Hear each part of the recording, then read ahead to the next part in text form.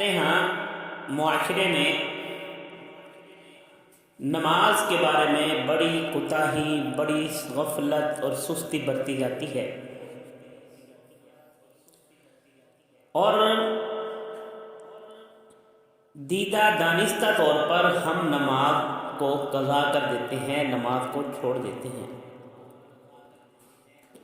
حالانکہ نبی اکرم صلی اللہ علیہ وسلم نے نماز کے بارے میں ارشاد فرمایا۔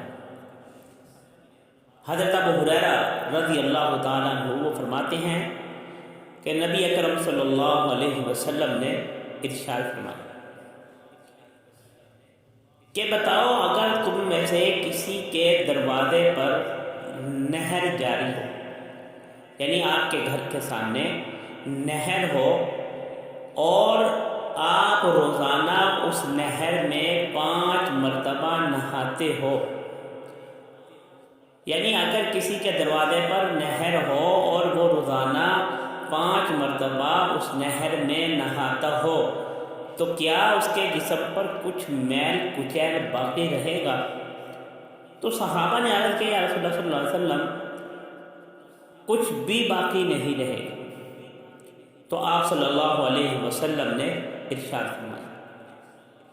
کہ بالکل یہی مثال 5 نمازوں کی ہے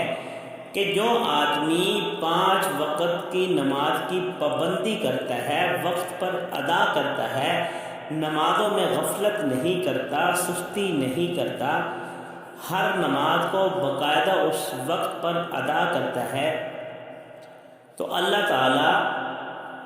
ان کے ذریعے، یعنی ان 5 نمازوں کے ذریعے سے اس کی خطاؤں کو مٹا دیتا ہے، دھو دیتا ہے۔ یعنی جیسے نہانے سے میل کچیل جسم کی دور ہوتی ہے،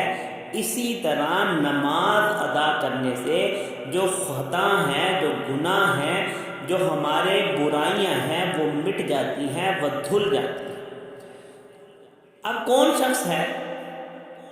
جو اپنی برائیوں کو مٹانا نہیں چاہے گا، اپنے خطاؤں کو معاف کروانا نہیں چاہے گا، اپنے گناہوں کو مٹوانا نہیں چاہے گا؟